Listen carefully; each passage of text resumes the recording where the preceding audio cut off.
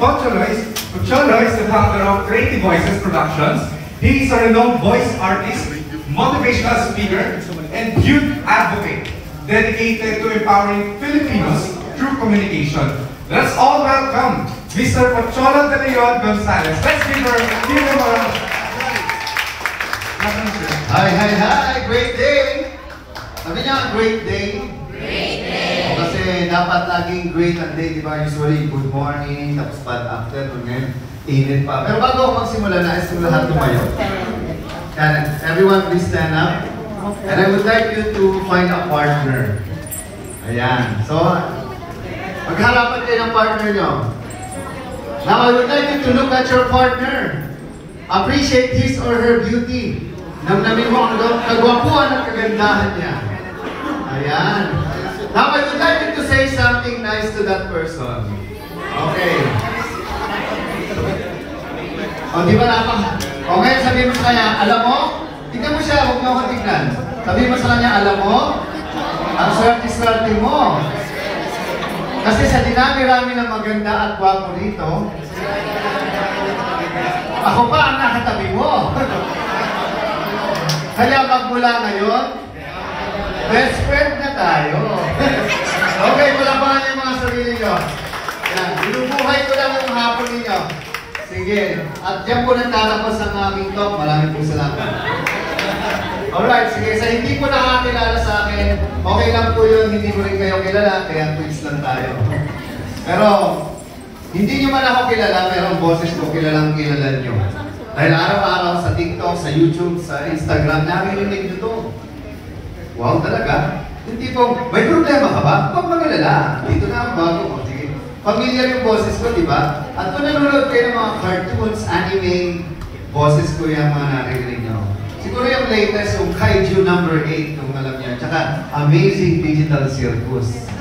Or yung Filipino fairy tale. Alam niyo ba yung, di ba? Noong unang panahon, may isang batang nangangalang siya. Oh. At maraming mga commercial. Ayan. So alam niyo ba yung mga Bibo hotdog commercial noon? Yung gusto niyo marinig? Sige, bilang kayo. 1, 2, 3, go! 1, 2, 3, go! Bagong Bibo, bagong Bibo. Oh, anong sikreto ng bagong Bibo? Tikman mo. Paano? Bakit ako eh? Yeah. Ang sikreto ng bagong Bibo? Yes, so ayan. Tapos yung pandemic, di ba? Yung makulay ang buhay. Alam niyo ba yan? May puppet. Ako si Benji at si Penpen. Yung boses niya ganito. Magandang araw sa inyo. Ako nga pala si Penpen. At ako naman si Benji. At kayo ay nanonood na Makulay ang buhay. Ayan. Okay, pinapasaya ko lang kayo. Ayan. I'm also known as the voice master of the Philippines. Halos lahat ng Dabber voice talent at mga broadcaster ako nag-train. At ngayon naman ako ang kauna-unahan at nag-iisang AI voice sa buong Pilipinas. So I'm also working with 11 Labs, no? Yan ang #1 AI company. I'm also doing a lot of AI literacy and advocacy program. Yung tinatawag na meron akong programa ngayon na may pera sa AI. Hindi pera na money ha. May potential, empowerment, revenue, and advocacy. Yan, pera. Para pang-attract lang naman may pera, pero yun pala ang meaning.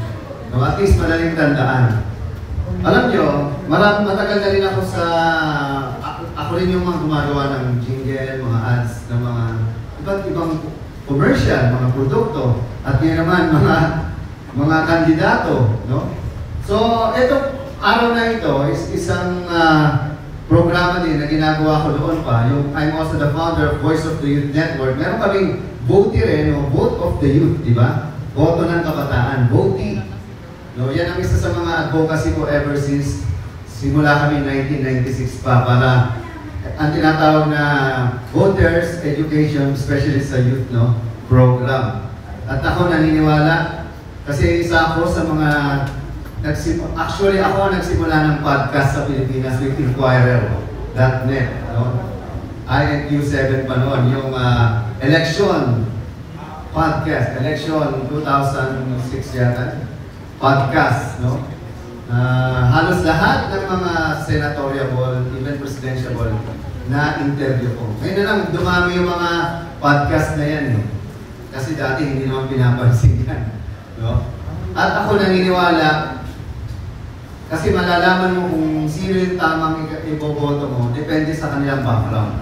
Naniniwala ba kayo doon? Kasi hindi dahil sikat, kilala, anak ng ganitong politiko or sikat na pamilya. Ay ang problema ng tao, hindi yun ang tinitignan nila. Ang nakikita nila, pangalan, hindi yung tao. Tama ba? At ako, isa ako sa mga nag-a-advocate ngayon na kumbaga, intelligent voting, hindi lang responsible voting. Sobrang kabubuhan na ang nangyayari sa gobyerno natin. Naniniwala ba kayo? Na imbes na pinag-uusapan sa Senado ay development ng Pilipinas, paano iaangat ang mga Pilipino sa kahirapan, o tutulungan yung kabataan na matuto ng mga bagong mga teknolohiya katulad ng artificial intelligence. Eh, wala nga tayong programa sa AI. Alam niyo ba ang China ngayon, as early as 6 years old, eh pinag-aaral na ng artificial intelligence. Samantalang ngayon, ang DepEd, meron palang think tank. Nag-iisip pa lang tayo, ginagawa na nila. So, ganun kabobo yung ating educational system. At ang pinakabobo sa lahat, ito ha, direktahan na tayo. Marami akong intern ng mga MASCOM. Ako may-ari ng Creative Voices, one of the biggest voiceover, actually the only voice acting online company sa buong Pilipinas. Pinagbabawal gumamit ng ChatGPT ang mga bata. Kasi daw, pandaraya daw yun. Wow. Kaya nandaya ang isang bagay na mas matalino pa dun sa nagtuturo. Nag-gets nyo? Ibig sabihin, it's a tool, it's something na dapat ginagamit na natin para mas mapabilis imbis na tumagal yung ating learning process. Di ba? At ngayon, dapat yung AI ginagamit na rin yan sa eleksyon. O, tignan nyo kung sino pinakamatalino. Dapat yun na lang eh. Pinakamagaling at sino pinakamaraming nagawa. Hindi yung pinakasikat, pinakamagaling manloko, magnakaw at ano. Di ba? Naintindihan nyo ba? Ito, real talk na tayo mga kabataan. I was once like you. Pero pinaglalaman ko ang lahat ng tama dahil ako naniniwala. Bawat isa sa atin merong Rizal sa puso ng bawat isa. Imagine nyo kung ikaw si Dr. Jose Rizal, baka ikaw na lang ang pumatay sa mga yan. Di ba? Kasi ikaw pamamatay para sa bayan. Hindi siya namatay para sa atin, para lang tayo makuhin ang kapwa natin, Pilipino na magnanakaw at manloloko. Ang hirap lang naman sa atin, eh, hindi naman lahat matalino. Hindi naman lahat nag-iisip. Anong gagawin natin? Eh, tayo na rin ang mag-share sa iba. No? At gamitin natin ang teknolohiya, andyan na yung social media, TikTok, yung social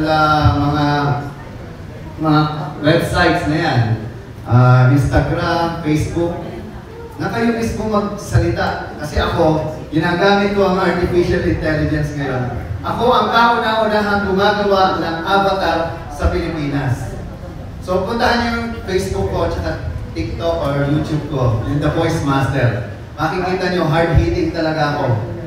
Kasi yun yung totoo. Hindi ako tumitira ng tao, kundi tumitira ako ng sistema. Naintindihan nyo?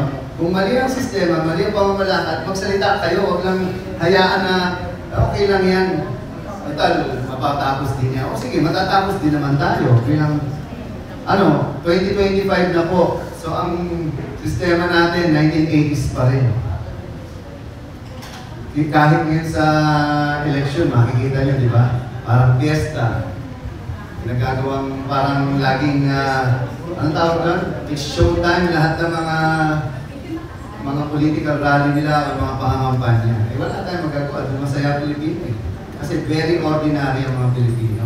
So ngayon, gusto ko, number 1, kayo mismo bilang kabataan na magsimula ng pagbabago. At isipin nyo kayo si Dr. Jose Rizal. Try nyo kausapin si Rizal kung anong pwedeng gawin. Gumawa ako ng artificial intelligence ng Dr. Jose Rizal, yung conversations with Rizal, askrizal.org, .com, askrizal.com, at ako ang gumawa nun. Ako nag-program, ako rin ang nag-boses kay Rizal bilang artificial intelligence. At siya ay na-feature sa TV Patrol. Subukan yung YouTube, Conversations with Rizal, makikita niyo. So, again, tandaan nyo ha, you must be an inspiration to others. Kasi, isang araw lang ang eleksyon. Anong next nyo? Prosesyon. Sabihin, maghihirap na tayo pagkatapos niya. Kasi kung mga palabas lang ang Senado ngayon, puro artista at mga walang kwenta ang tawag doon ay circus. Parang may clown kayo lahat. Samantalang dapat hindi stage man, kundi statesman.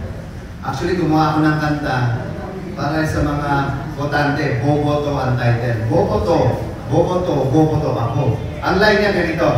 Una, kandidato, sabi niya, mga kababayan ko, ako'y pakinggan nyo. Lahat ng bagay, ibibigay ko sa inyo. Pati langit at lupa, paghahaluin ko. Basta ako lamang ang inyong iboto. Ako ang mag-aahon sa inyo sa kahirapan. Galing at talino ang inyong kailangan.